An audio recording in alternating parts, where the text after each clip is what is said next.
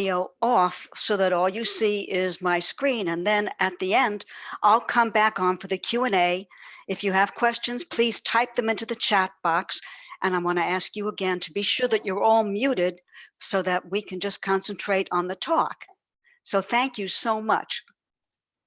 I'm going to stop my video. Tonight's topic is free and almost free genealogy. You can, in fact, do family history research for pennies. One of the keys, as we had talked about in the previous lecture, if you were with me in January, was to focus. Maybe you're going to choose one ancestor or a couple, maybe your great-grandparents, or maybe one particular family. Whoever it is, if you focus, that helps you keep your concentration and also figure out what you need to do to learn more about their lives. The first step always is to see what your family has already, because a lot of times there are many things in your possession, or perhaps a sibling or a cousin. I've been shocked at how many of my cousins had things that actually belonged in my possession. They didn't relate to their direct line. So ask your family members, do they have anything related to the focus ancestor that you're going to research? Tonight, we're going to look at how you can use two, quote, big name websites, unquote, for free. I'm going to show you Linkpendium, which has links, of course, to both free and low cost things, and the Ancestor Hunt, which has links to absolutely free genealogy information. Did I mention it's free? We're going to talk about state and local genealogy sites and state and local history sites, how you can search for them and why you should. Also, we're going to talk about how and why to ask the historian in the area you're researching and ask the librarian. We're going to briefly talk about, once you're starting to get your research together and you know what's in your family's possession, you need to write it down, not only for yourself, so you know who you've got and what their dates are and so forth, but for the next generation and for any relatives you decide to share with. Toward the end of my talk, I'm going to discuss sometimes it really pays to shell out some dollars. I'll explain when I think you should, and I'll give you a great example from my own experience. First step is take inventory on what is in your family's possession about whatever your focus ancestor is, whether it's a grandma, a grandpa, grandparents, whoever it is.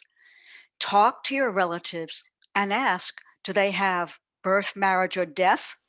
Also,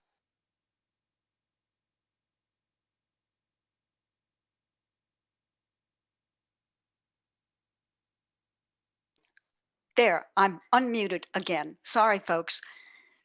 Take inventory, ask if they have diaries. Maybe they've got letters. If you're really lucky, perhaps somebody in your family has a scrapbook that an older relative or ancestor kept. I know that in my husband's family, there was a scrapbook of birth, marriage, and death in their hometown. Maybe there's an old Bible with names and dates written in. Take a look and see. As you look at these things, think about, where did the information come from?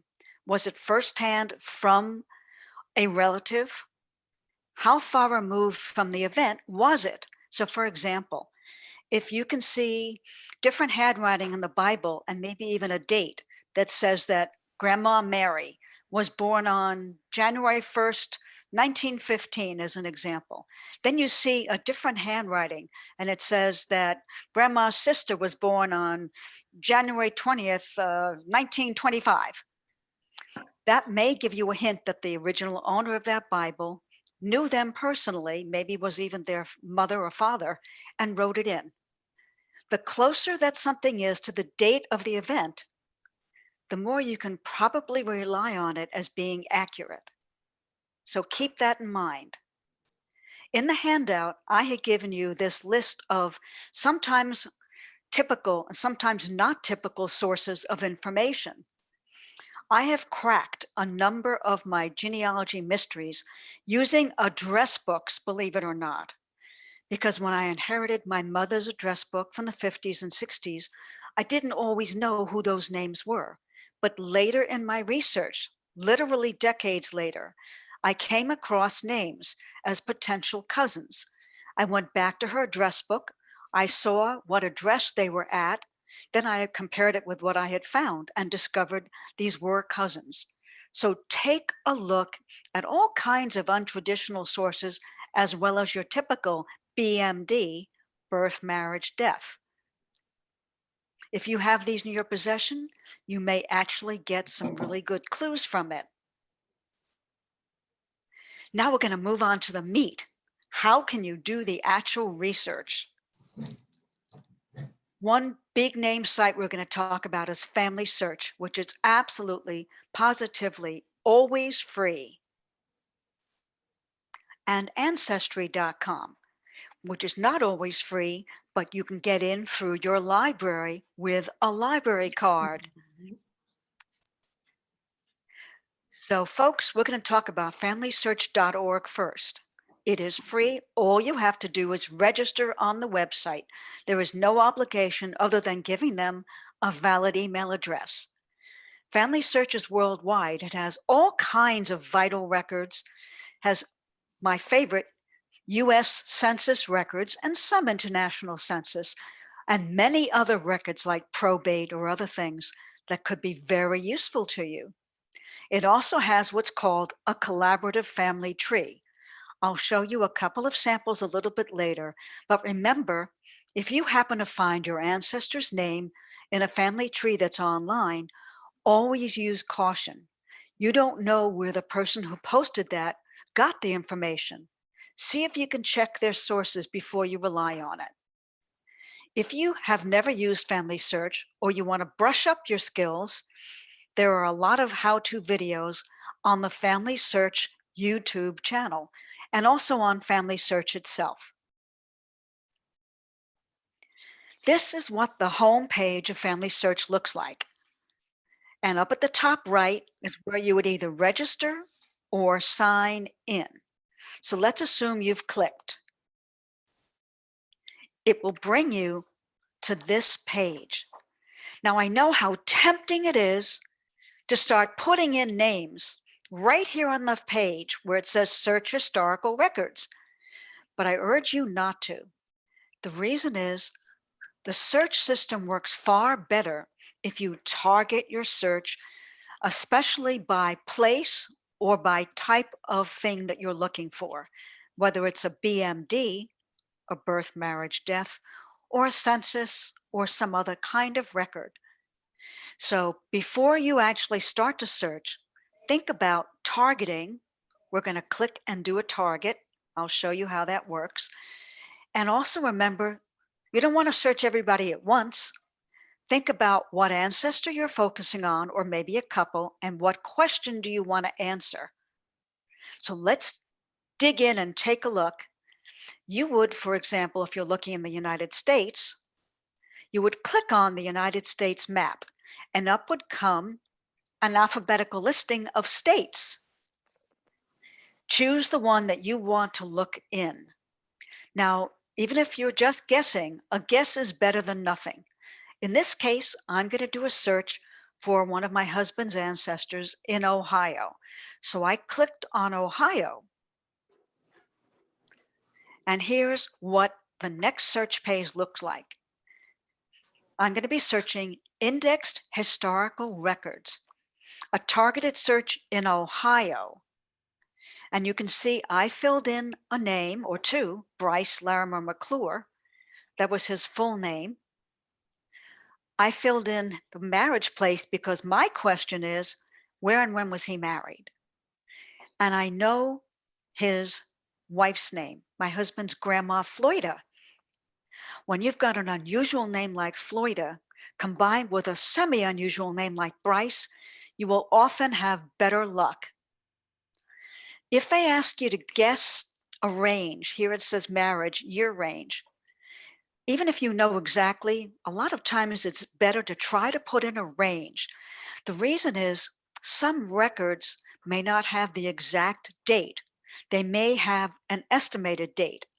And you want to take a look at records that are close to the date. They don't have to be the exact date. So rather than restrict yourself to a single year, put in perhaps 1 year earlier than what you really expect and 1 year later. And if you know a county or a city, put it in because targeting is better.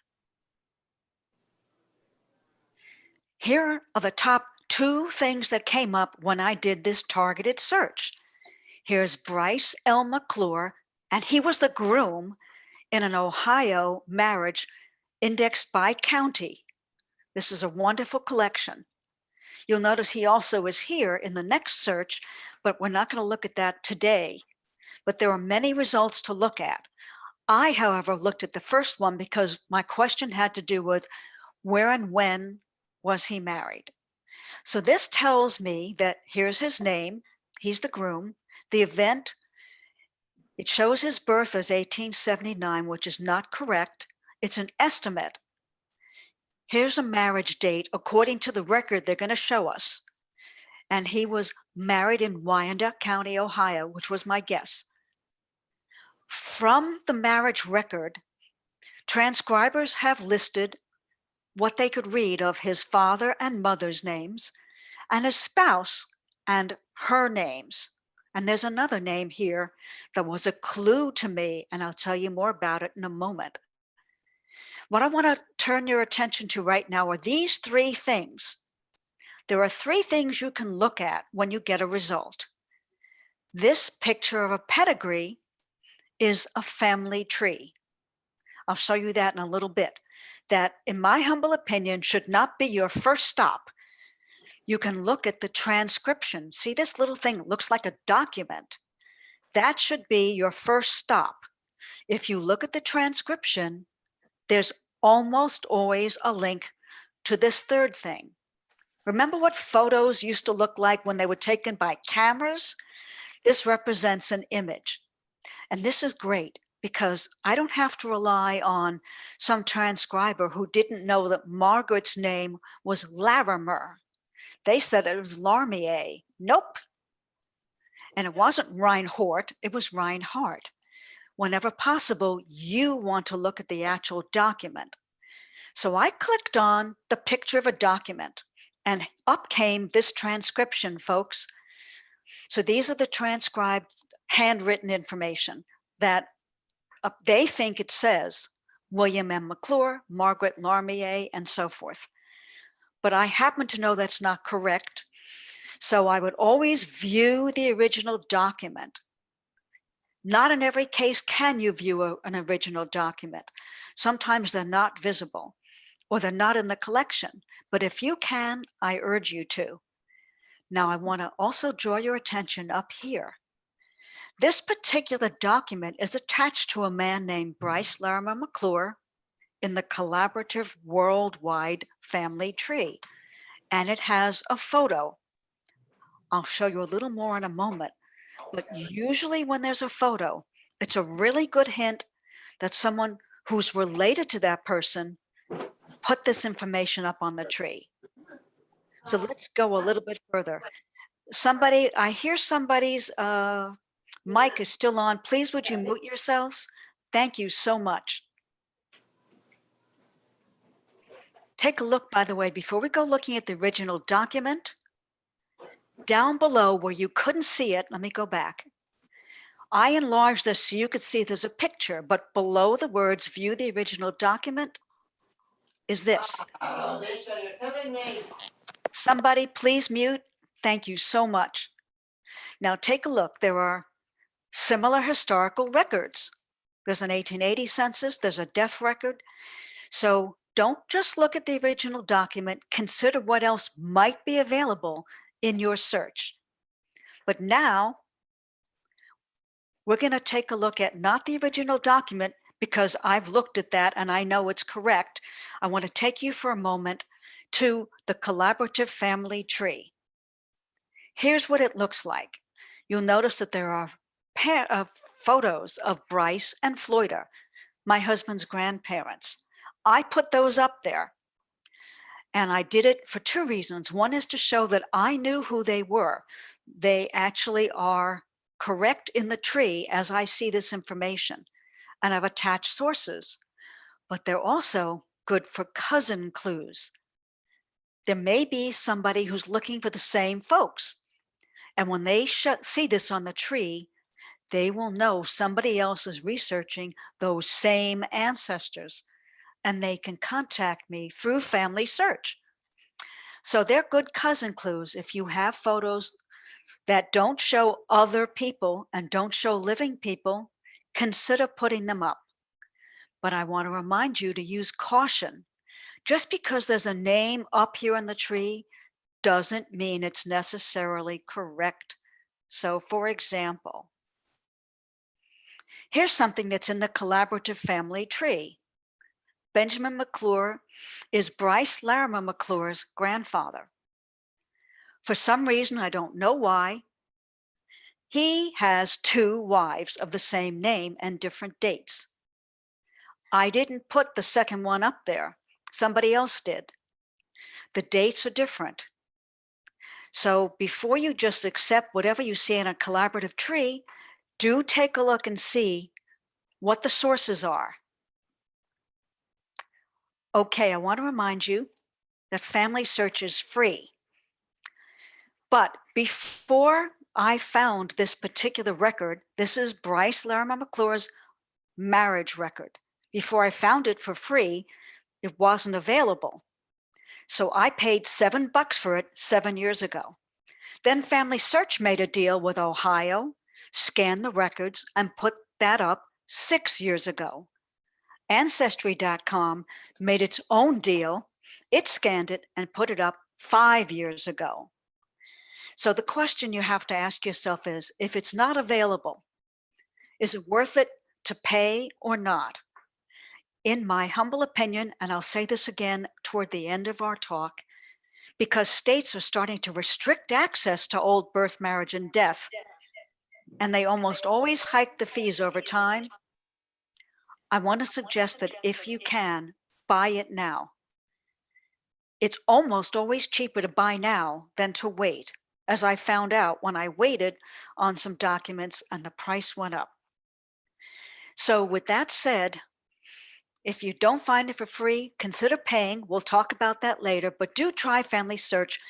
I would like to recommend that you try it first because it is free and you may very well find a lot of what you want on the targeted ancestor. I want to move on to the other big name website, Ancestry.com, which I'm sure you've all heard of or seen ads for. Lucky us, in Connecticut, with a library card, which you all have, you can get access to the library version of Ancestry.com for free. Typically, you would only be able to see Connecticut records, but because of the pandemic, right now you can see records beyond Connecticut. That's until at least March 31st. I don't know yet whether the deal will be extended, but since we are expecting more snow, I want to suggest go ahead and try this from home and look for what your ancestor was doing, the records that may be in Ancestry. There's so many records on Ancestry and many family trees, which you should use with caution. There are many, many how-tos. I only listed one, but Ancestry.com has a whole support area where you can find out more about how to use its various features. Like Family Search, it has a very powerful search engine. How do you get in? On your handout, I listed this web address. You would go here and you would go ahead and click here, Connecticut State Library, and you need your public library card to get in. When you're in, you'll be at the home page, which looks almost like this, except it doesn't have the drop-down menu. I dropped it down to show you what to do because again, Ancestry is tempting you to search from the home page by saying, oh, just put in your first middle name of whoever it is. And under here it says surname, city, county, birth year. I recommend strongly that you don't do that because targeted search will give you better results. And in fact, what you're looking for is much more likely to be on the first page of results if you target your search by collection. In other words, what database do you want to look in? I always recommend that you start with the US Census, and that would be 1940, 1930, 1920, and back. They have them all on Ancestry.com, and they have them all on Family Search also, by the way. I just didn't show you that part of it. I'm showing you different parts of each of the two big name websites. Remember that the 1890 census was almost completely burned up, so you won't find it. The 1850 census was the first census in US history to have every name listed. Before that, it was just the name of the head of the household. So in most cases, you would have no female names unless there was a female head of household because she was single or widowed. So that's why I really like census from 1850 on. It tells me all names, and in many cases, I can even see the relationships. When you do a search on here or on Family Search, groups of ancestors are easier to find. Remember I showed you Bryce Larimer McClure and his wife Floyda. Those unique names are much easier to find in combination than they are separately. I wanted to quickly show you the 1930 census data just so you get a sense of why I say start with the 1940 census and then go backwards to the 1930. The 1930 census, for example, asks all kinds of stuff you really want to know about when you're trying to find out about your ancestors, not just where they lived in 1930, but the name of everybody in that household. Now, in the case of immigrants, often they don't live with a family member. A lot of times they started out as boarders or lodgers. So you may want to just know who is the other occupant or occupants in that household and what are their relationships. You can also learn a lot about the residence. Was the home owned or rented? What is its dollar value if it's owned? Whether the home has a radio. Isn't that a great cultural thing to know whether your ancestor owned a radio? Here are the usual things that are demographics you'd want to know, were they married? Now, they might not tell the truth, folks. I had some divorced ladies who claimed they were widowed, but this at least gives you clues. Citizenship. Were they in fact US citizens or were they not? If they were aliens, it would say AL. If they were naturalized, it would say NA. This gives you a lot of information because if they were naturalized, you can go looking for naturalization papers. Also look and see what their occupation was and how it changed, because I don't know about your ancestors, but a lot of mine changed occupation from one census to another. And another wonderful source of information are military records.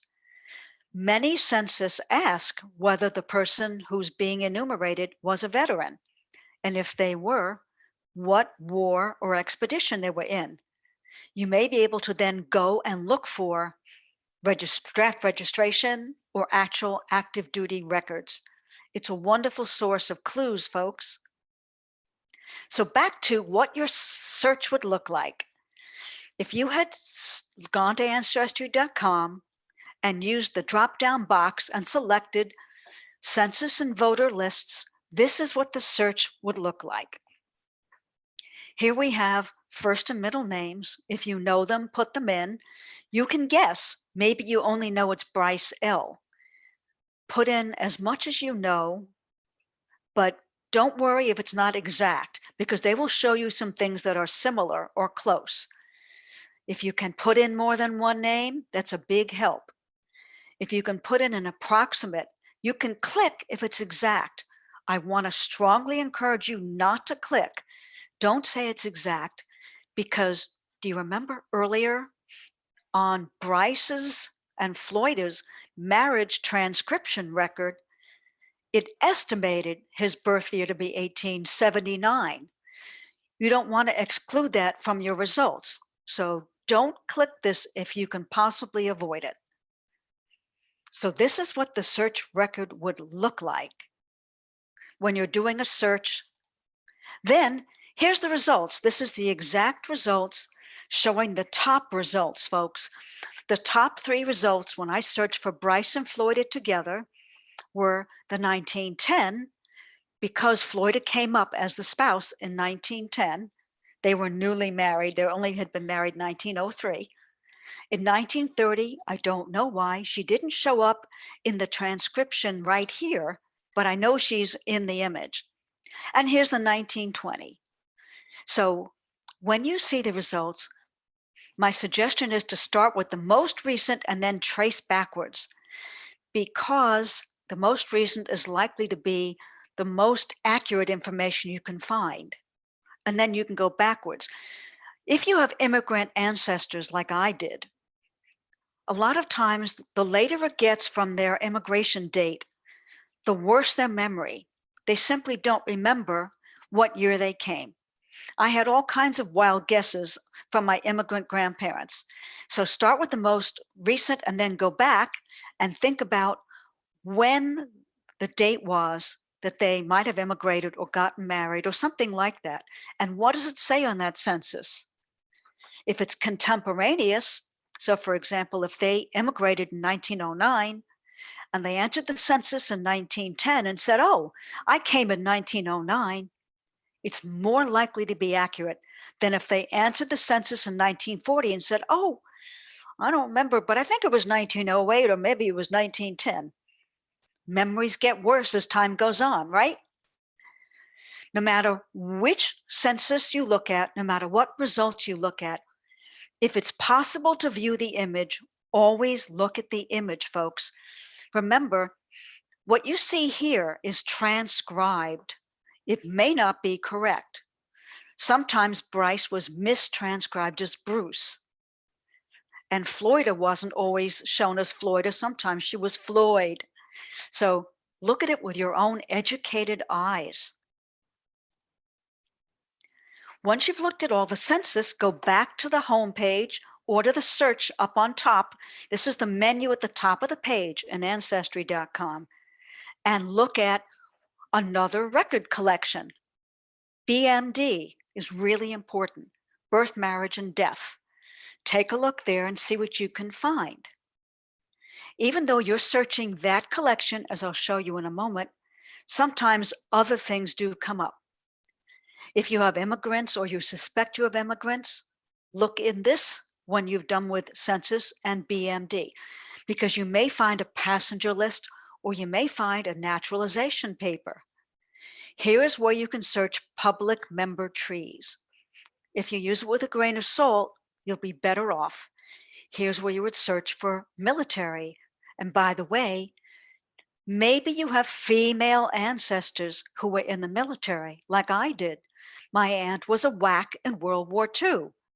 So don't rule it out if you don't know for sure. Here's what happened when I searched for the birth, marriage, and death records for Bryce Larimer McClure. Here's what I put in: Bryce Larimer McClure, birth 1878, but it was not exact, married in Ohio, and his spouse. Up came several wonderful records. This is results 1, 2, and so forth. Right here was his marriage record at the tippy top of the results. Right below it is something called a Find a Grave index. That would be an index where some volunteer was at the cemetery, found Bryce Larimer McClure, and entered him into this database. And so you can always click and take a look here. That person, who happens to have been me in this particular example, I gave his exact birth and his exact death. But don't always trust what you see. See if you can find the BMD for yourself. Those are really priority to look at official records. And don't stop at just page 1. I want to suggest you go to pages 2 and 3. Beyond 3, not likely you're going to find very much. It's possible, but not likely. Here's why you need to use caution when you're looking at an ancestry or a family search or any other kind of family tree online. See this? This is a distant cousin, and it has a name, and here it has a date for his wife, or his child, I should say. How do we know who he is? The person's source was some other family tree. This is extremely common. How do you know that what somebody put up on Ancestry's family tree is correct? You don't know. If there was a real source, you would see it right here. It would say Ancestry collection of Find a Grave, for example. So if you go looking in public member trees, I urge you to please use a large cellar of salt and don't trust what they say. Do your own research and check it out. Remember, you can save to your computer when you're using Ancestry.com from home. You can also print, and you can email documents to yourself or any combination. So we don't know how long you'll be able to use expanded ancestry from home. Save everything you can right now, folks, so you can go back and look at it later whenever you wish. If you're new and you decide that you want to subscribe, there are discounts often for various reasons, not just Black Friday, but many times there'll be discounts. There's also usually a 14-day free trial. So take a look at their homepage and try and see what you can find before you decide to sign up. So those are the two big name websites. And now we're going to go beyond. We're going to look at Linkpendium, which, as the name suggests, is a compendium of links. We're going to look at a site that is not well known, but is so full of information for free, the Ancestor Hunt. And we're going to talk about state and local societies. We're going to ask the historian, and we're going to ask the librarian in a couple of minutes. Here's what the homepage of Linkpendium looks like. It's very simple because they want it to load quickly. There's not a lot of graphics. It's just a lot of links, millions and millions, and you can search for free. Now, I'll show you in a moment some sample results. Some of the links do lead to paying sites where you would have to be either a subscriber or pay to buy something. Many links go to free sites. The way it works the best is if you scroll down the home page, and I'll show you in a moment, to find countries, states, and localities, and click there. You can also jump to a city by putting in the name, such as Cleveland, OH, or jump to a county, such as New Haven, CT. I have not had a whole lot of luck of jumping to a surname, but if you have a very unusual surname, you might have more luck than I did with Wood. So let's take a look. This is the lower half of the home page of Linkpendium, and it is a lot of links arranged geographically by USA, United Kingdom, and Ireland. And then the surnames are below. Now, these are alphabetical listings of the states. And the reason I suggest you use here is because Linkpendium tells you in its how-to that the search box doesn't go deep. And when I show you how deep you can go, you'll understand why I think you should do your own clicking right through, starting with the state.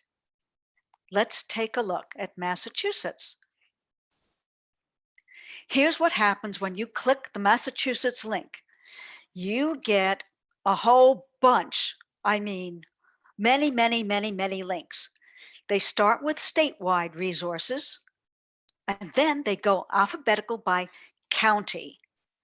So if you know what county, you can just scroll down and click. Or you can take a look at the statewide resources. Personally, I would look at them all. So I would look at statewide and I would look at the county. So let's take a look at a county like Worcester County, Massachusetts. And in that set of links, they're telling you what you're going to find here are biographies, oral histories, diaries, memoirs, genealogies, and correspondence. And then they list a whole lot of links. Everything you see here that has no dollar sign is free. So, for example, here's a family register of the town of Shrewsbury, Mass. from 1717 to 1829. It is free. Here's the actual source, but it's free. If you're looking for somebody from Shrewsbury, this is a gold mine, folks. Here's North Brookfield. Here's Leicester, genealogies from the history of Leicester. Now, again, these are compiled by individuals. They may or may not be correct. But what if you get a clue and you find out that your great, great, great grandfather had siblings you didn't know about? You may have cousins you didn't know about. Definitely take a look at these links. Scroll down and take a look. Now, let me show you Connecticut. This happens to be New Haven. In the county of New Haven, I scrolled down to a piece of it and blew it up so you could see what a freebie looks like. Again, sources, family search, early probate records of New Haven. Those are free. But there's a lot of things that you could click on and pay for if you wanted to. And they always tell you before you click with the dollar sign. This particular one is a book. If you were looking for semen in these ports, it might be worth your while to click through and see what it costs.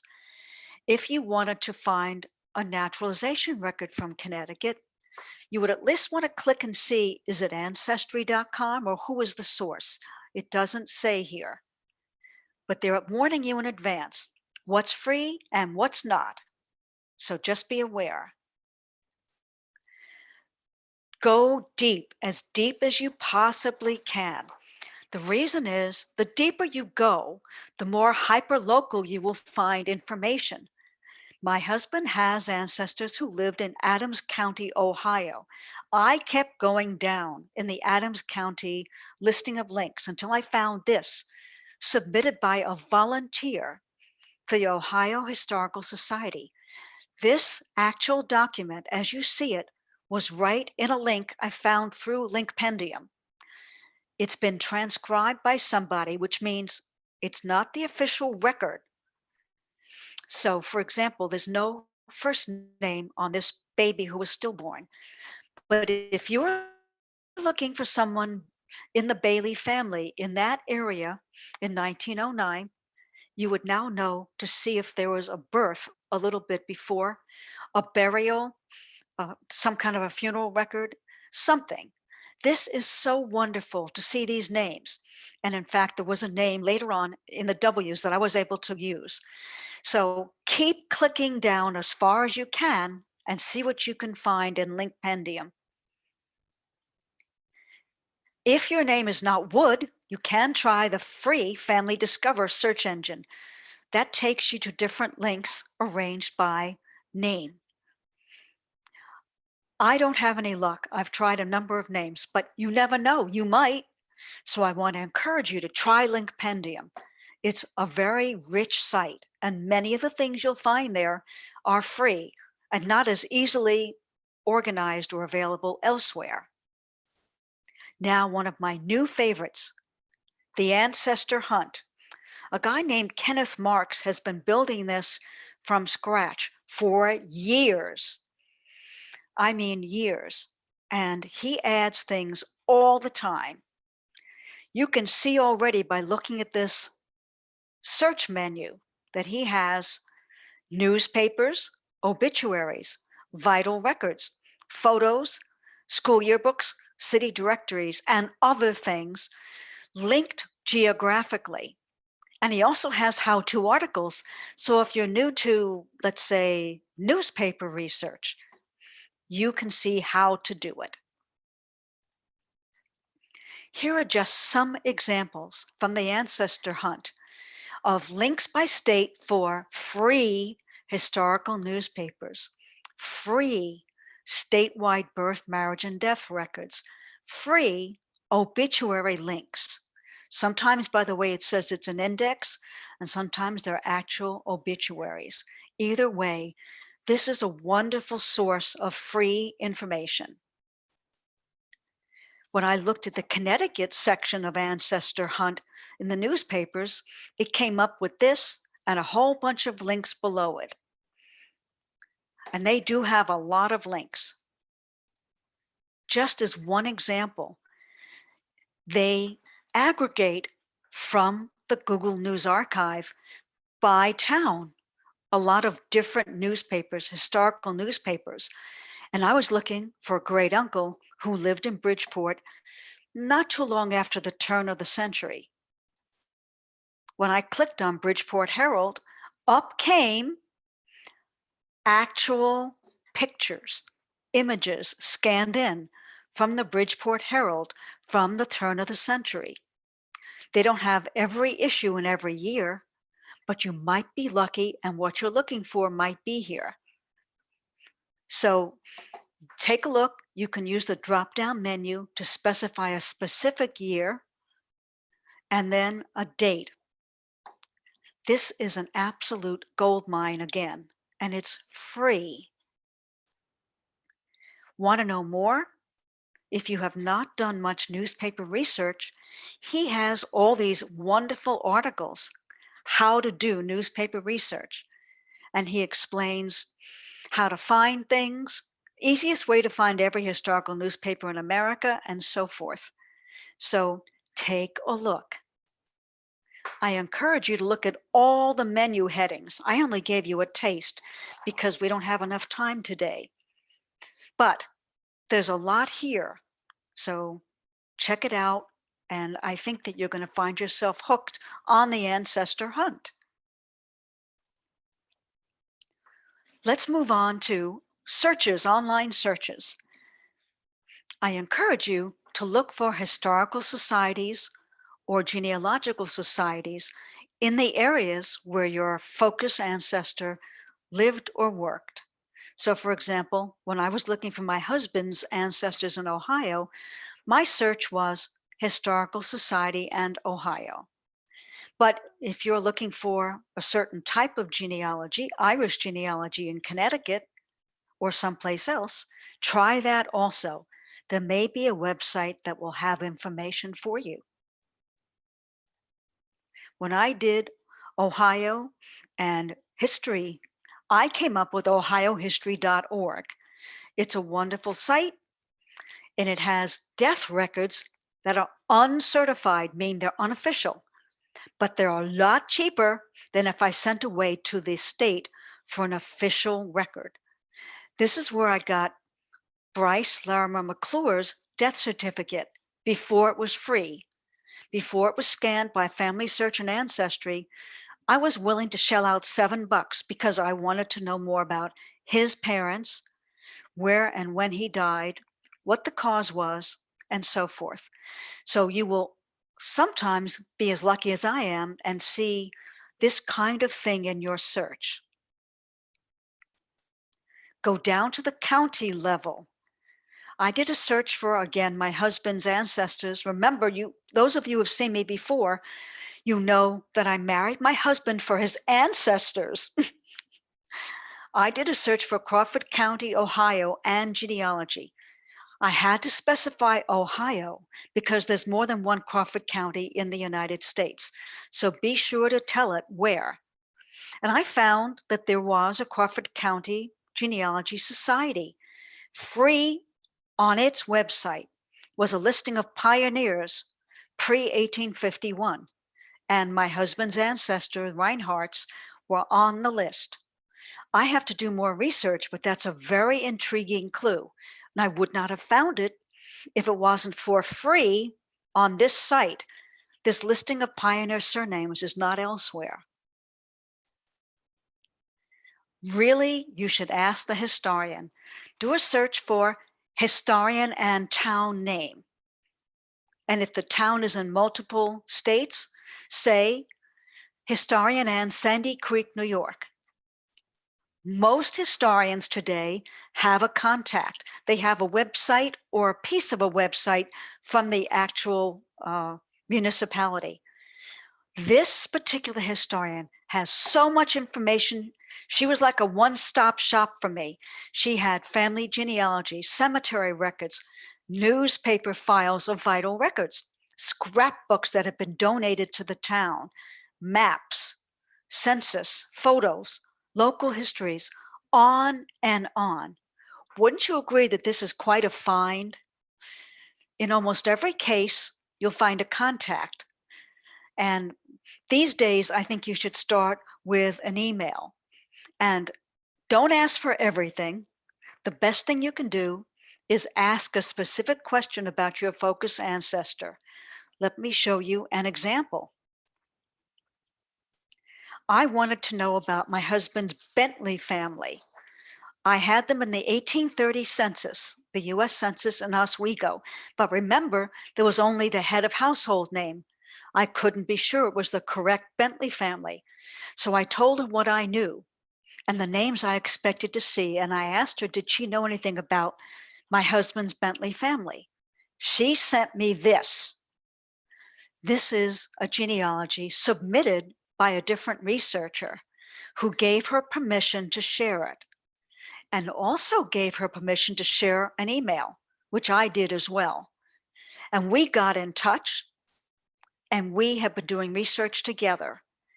Most of the time, historians will charge you nothing to send you something they can find in a few minutes and is already scanned or easy to scan. If they have to make copies and send it to you, very rarely will it cost you much. They might ask for postage and, let's say, 25 cents per page. A lot of what they have is not available elsewhere. So I really encourage you to look into this and ask the historian. But don't forget your local librarian in the area where your focus ancestor lived. Click to the library in that city or town.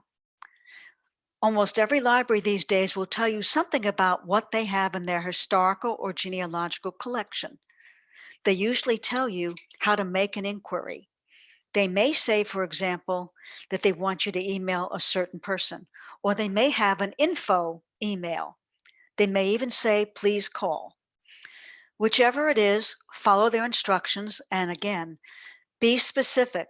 You're not going to say, I want to know about the Bentley family in Oswego County in the 1800s. That's just not enough.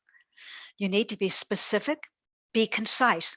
They don't need the entire life story of that ancestor or even the reason why. All they need to know is you're doing a genealogical research project and you would appreciate their help, please. Say please, say thank you, and remember, these days especially, libraries are not open full time, and so librarians may not be on the job in their usual hours. You have to be patient to get an answer. They may come back to you, as the New York Public Library did to me, and say, we have what you want. We charge a research fee of X dollars per 30 minutes and X number of pennies per copied page. Some libraries will scan if it's one page and send it to you for free. Others ask for a donation. So find out more. Let me show you when it pays to ask the librarian. Here on the left is the so-called official record that I asked for from the Pittsfield Town Hall a few years ago. In 2016, it cost me $10. And what did I get for my $10? Well, I did get information I didn't know.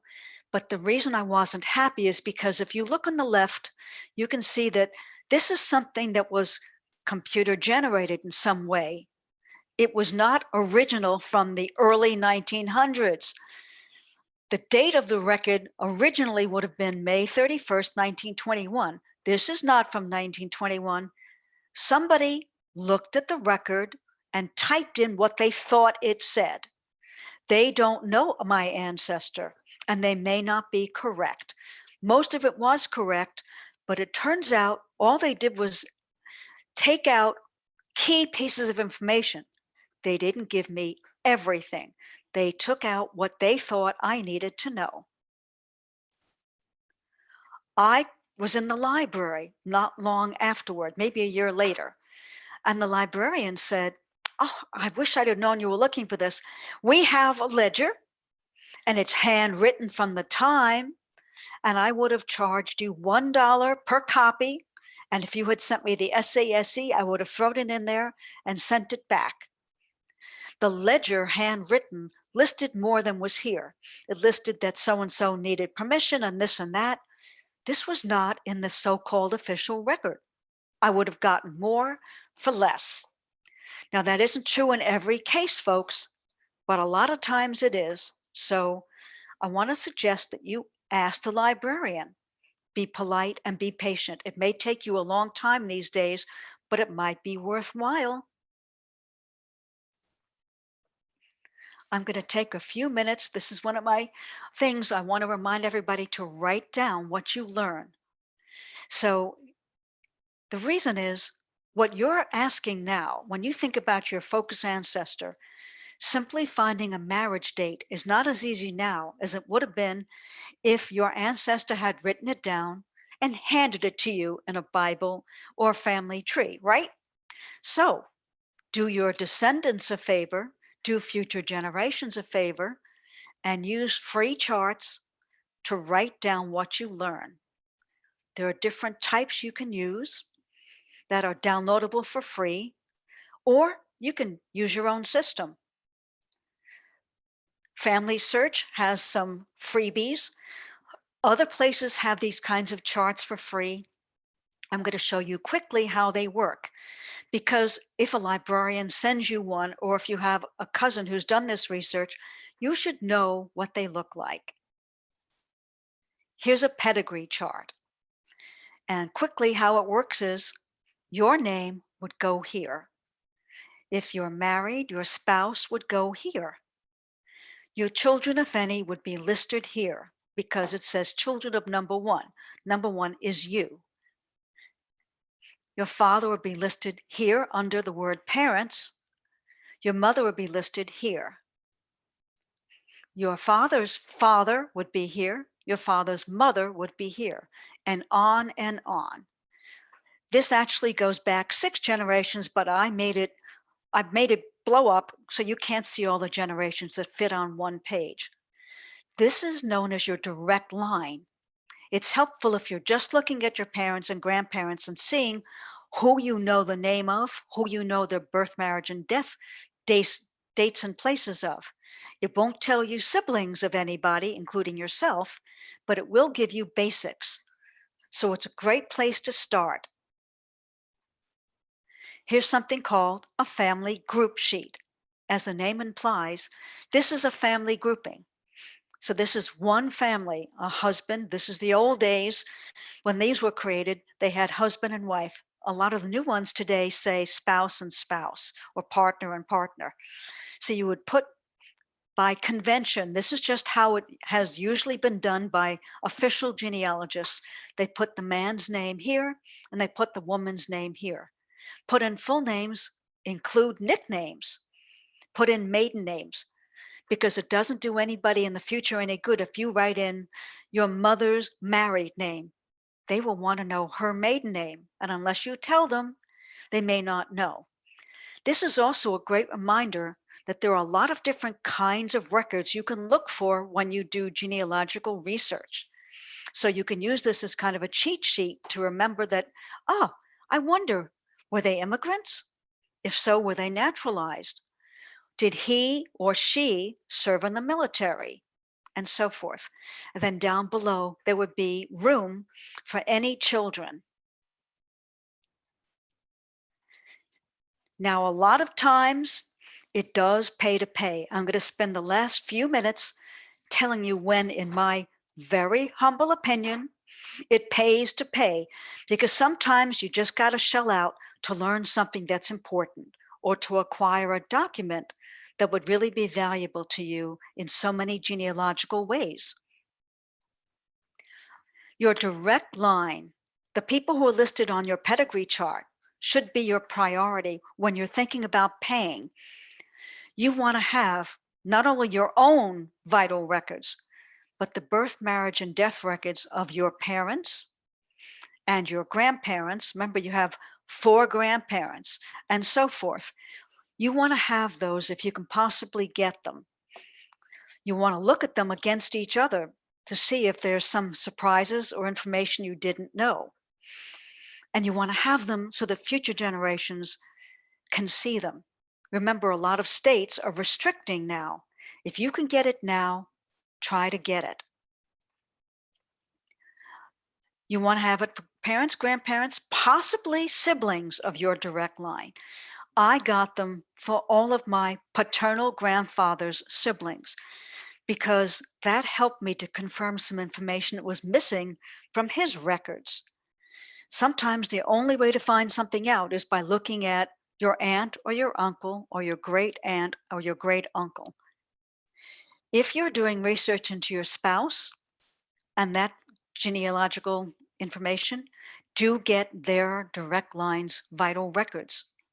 And if they were naturalized, somebody in there, see if you can acquire that. I think you should pay when there's a real reason, such as you need to know an important name, like the maiden name. Without maiden name, sometimes you cannot find a female ancestor's parents and grandparents and go back more generations. So there may be a time when you feel it's worth paying to find out a maiden name. Perhaps you really need to know somebody's death date or birthplace. Whatever the fact is, if it's important enough to you, consider getting it. I put a high priority on things that are unique or firsthand. That's why I like to get marriage records, because I know that my ancestors gave that information when they were married, at that time and that place. Somebody didn't fill it out for them. Like when you have a death record, the person who died did not give that information, right? It was somebody known as an informant, which might have been a relative, but in too many cases, I found it was not. And even if it was a relative, folks, sometimes the relative just didn't know what they were saying. If you're considering a lineage society like the DAR or the Mayflower Society or something else, you may need a certified record, which means you may have to actually pay for a birth, marriage, or death record. So before you send for anything that's going to cost you money, think about whether you actually need to pay the money. Think about whether the state is going to keep hiking the price or, as in New York, trying to restrict access. And before you pay, know what you might be getting. Most of the time, you can take a look at what a blank record would look like. So you would see, for example, what might be on a birth record for Ohio in, let's say, 1910. It might not be enough information that would be valuable to you. It might only have parents' names and the birth date.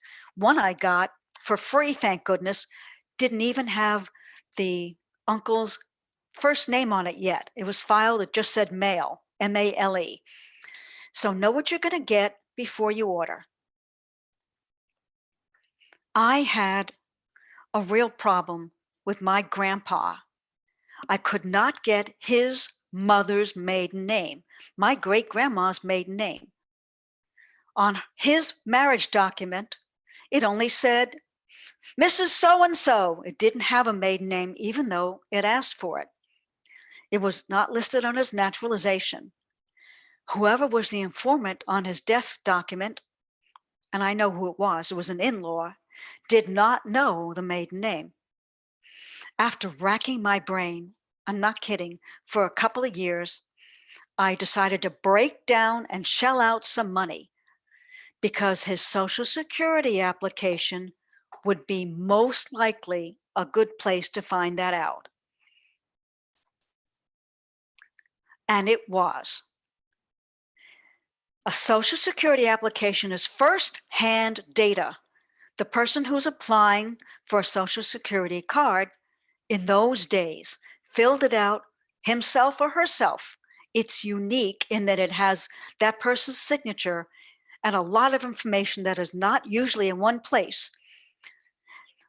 I'll show you in a moment that you are offered the choice when you order of a transcription or this. This is a copy.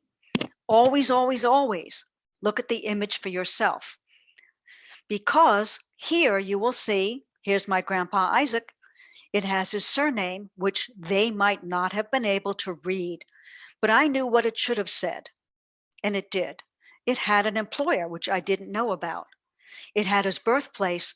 This was a key piece of information to confirm something else. His father's name and his mother's maiden name. This was the only place he ever wrote it down. It cost me money, but it was worth it. So I considered it worthwhile. Very unusually, the price of Social Security application records has come down. Last October, it dropped by $1. I was really surprised. That's not why I ordered. I ordered because I thought I was going to get the information, and I did. So I believe I put this on your handout and told you where to go to get information about ordering a photocopy of the original application for a Social Security card. Is there a fee? Yes. Photocopy costs $21. The computer extract is $1 cheaper. Should you do it? No. Please do not save the dollar.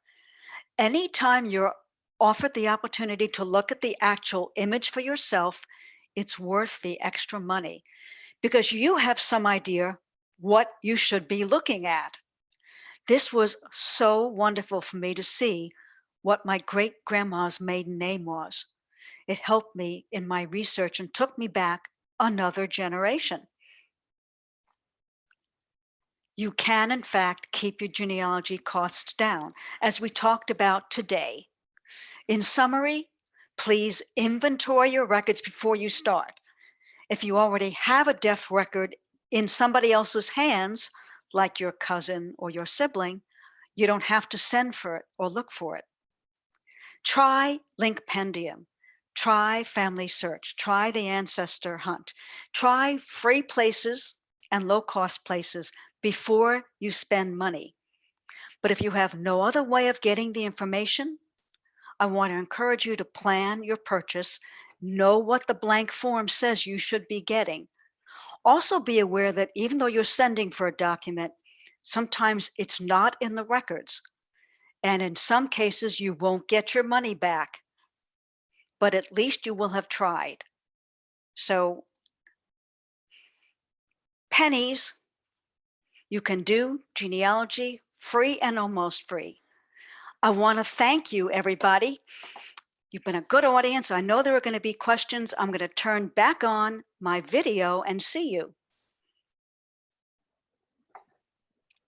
Marion, there's some great questions on the chat. Can you see those or should I read them to you? I can't see them now. Would you mind reading them? Thank you. Yeah, there's at least 3 that are great questions. Lynn asked, some man, unless Lynn wants to do it, but a man she's never heard of has gone to the ancestry records and put in an incorrect date for her father's date of death. How can she correct this and find out who the man is?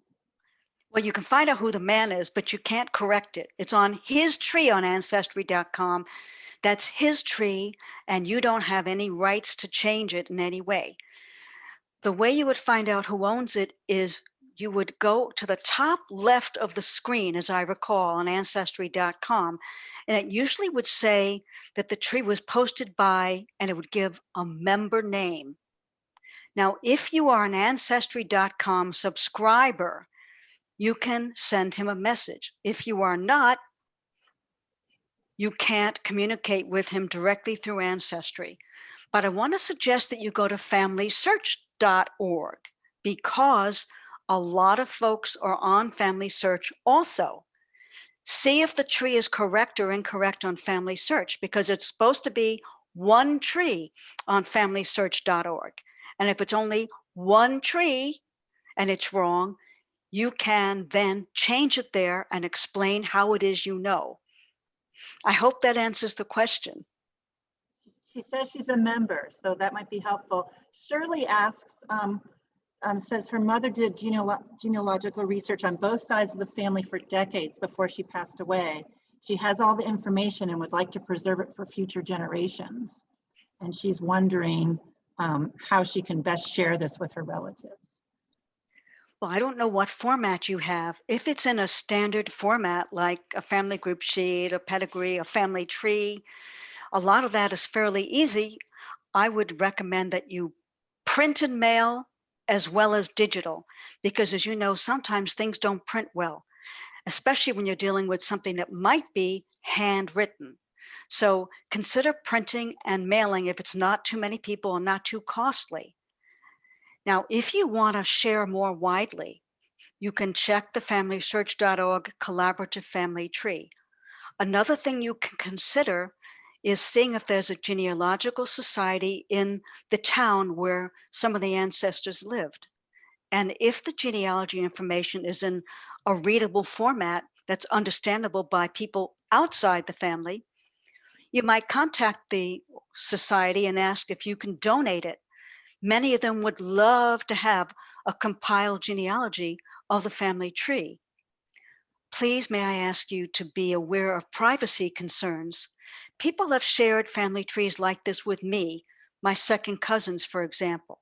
When it's shared in private, it's not a problem sharing the name of somebody who's still living, but you don't want to have the names of living people on anything you share publicly, certainly not without their permission.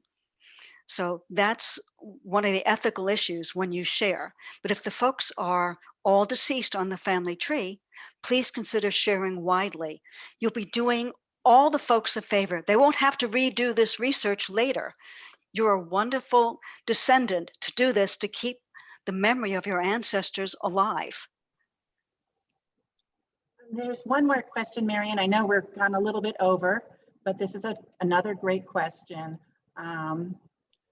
Why will it be more difficult to get birth, marriage, and death records in the future? You mentioned New York may start restricting. New York is trying to make it more difficult by saying that the person whose record you're looking for has to have been dead. I'm making this up. I don't remember the exact date. Let's say 75 years, and had to have been born 126 years or more. Part of this has to do with privacy. They want to make sure the person really is dead and you're not invading privacy. I don't know whether they're trying to just make life easier for the record keepers and not have to answer so many genealogical requests, because I know that New York City in particular has been inundated with requests when we're all home from the pandemic. But other states are also trying to restrict access, partly because they simply want to protect the privacy of people who are living longer and longer these days. Remember, the US Census, as a great example, is now open to the public 72 years after it's taken. So next year, for example, the 1950 census will be open to the public. When that law was made many, many years ago, people didn't live to be 72. They never imagined that the name of a living person would be on a census. But next year in April of 2022, you're going to be able to go to the 1950 census and look up for free the names of people who are very likely still living.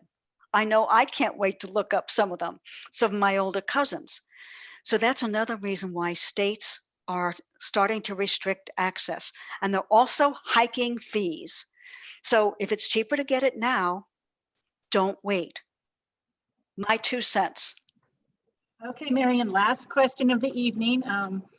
It's from Suzanne, and she's asking, what is the best way to start getting information on relatives from Ireland and Scotland?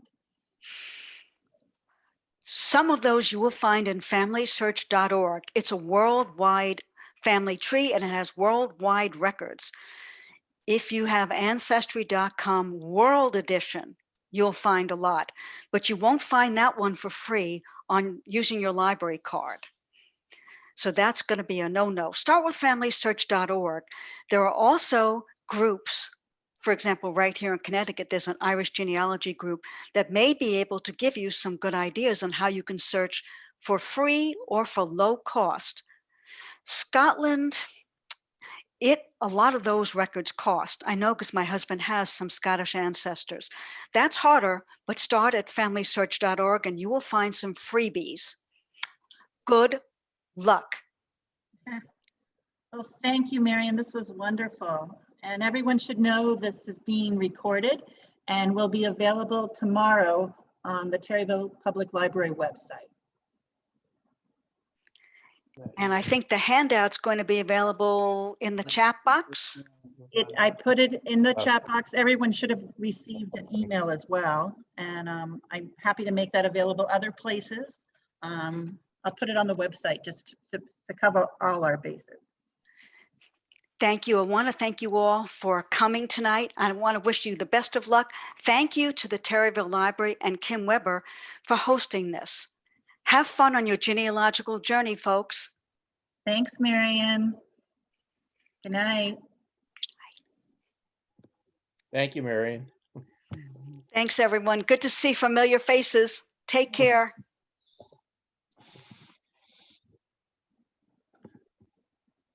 I'm logging off.